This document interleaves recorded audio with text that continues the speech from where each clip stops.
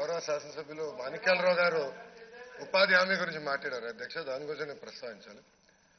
అధ్యక్ష, గౌరవ ముఖ్యమంత్రి గారు ప్రమాణ స్వీకారం అయిన తర్వాత కన్వర్జెన్స్ అని ఒక మార్గం తీసుకొచ్చి దాదాపు 26 డిపార్ట్మెంట్లతో ఉపాధి హామీని అనుసంధానం చేస్తాం వాస్తవం.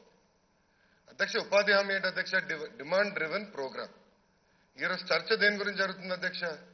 ప్రత్యేక హోదా, విభజన చట్టంలో ఉన్న మిగతా హామీల గురించి ఇక్కడ చర్చ జరుగుతుంది అధ్యక్ష.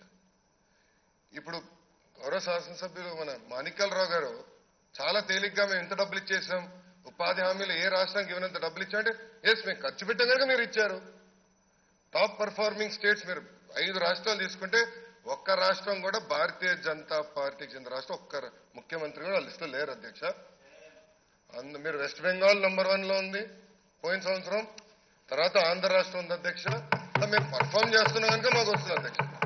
కానీ అధ్యక్ష ఇప్పుడు అడదలుచుకున్నాను అధ్యక్ష, ఇప్పుడు ఉపాధి హామీ విషయంలో కూడా గౌరవ శాసనమండలి సభ్యులు బీజేపీ నాయకుడు ఒక ఉత్తరం రాశారు అధ్యక్ష కేంద్ర ప్రభుత్వానికి.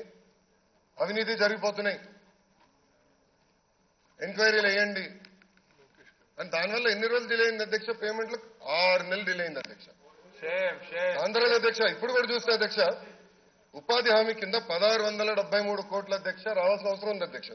వేతనాలు దాదాపు 500 కోట్ల రూపాయలు, అదేవిధంగా 1175 కోట్ల రూపాయలు మనకి మెటీరియల్ కింద రావాల్సిన అవసరం ఉంది అధ్యక్ష.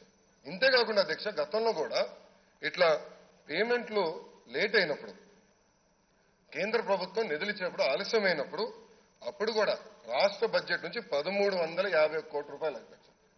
1350 కోట్ల రూపాయలు మనం రాష్ట్ర బడ్జెట్ నుంచి అడ్వాన్స్ ఇచ్చాం అధ్యక్ష. కానీ అది కూడా ఇప్పటికీ క్లారిటీ ఇవ్వలేదు అధ్యక్ష. నేను కూడా మన ఢిల్లీకి వెళ్ళినప్పుడు తోమర్ గారిని కలిసినప్పుడు కూడా నేను అడిగాను, సార్ ఇట్లా పెండింగ్ పేమెంట్ ఉంది దయచేసి ఇవ్వండి అని కూడా నేను అడుగుతాం జరిగింది అధ్యక్ష. అధ్యక్ష ఇప్పుడు చూస్తే భారతదేశంలో 6449 కోట్ల రూపాయలు ఉపాధి హామీకి సంబంధించిన పెండింగ్ పేమెంట్లు అధ్యక్ష.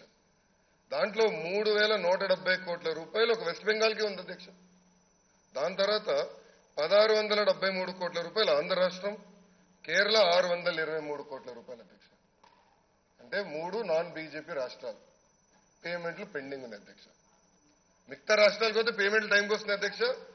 ఎక్కడైతే బీజేపీకి వ్యతిరేకంగా ప్రజల సమస్యల తరఫున పోరాడే వ్యక్తులు, ప్రజల తరఫున నిలబడే ప్రభుత్వాలకి ఈ రోజు ఇట్లా పేమెంట్లు పెట్టి మమ్మల్ని ఇబ్బంది పెడతాం. వాస్తవం అవునా కాదని మాణిక్యాలరావు గారు ఒకసారి ఆలోచించారు. ఆయన ఎమ్మెల్యే ఫీల్డ్ లో తిరుగుతున్నారు, మీకే తెలుసు వేతనాలు ఎంత పెండింగ్ ఉన్నాయో, మెటీరియల్ పేమెంట్లు ఎంత పెండింగ్ ఉన్నాయో. ఇది వాస్తవం, మీరు కూడా చూశారు. మీరు కూడా ఈ విషయం పరిగణలోకి తీసుకోవాలి.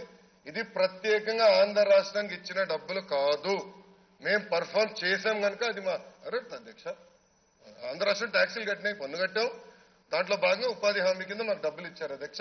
ఇదేమీ ప్రత్యేకంగా ఒక ఆంధ్ర రాష్ట్రానికి ఇచ్చింది కాదని ఈ సభాముఖంగా గౌరవ సభ్యులు చెప్తారు.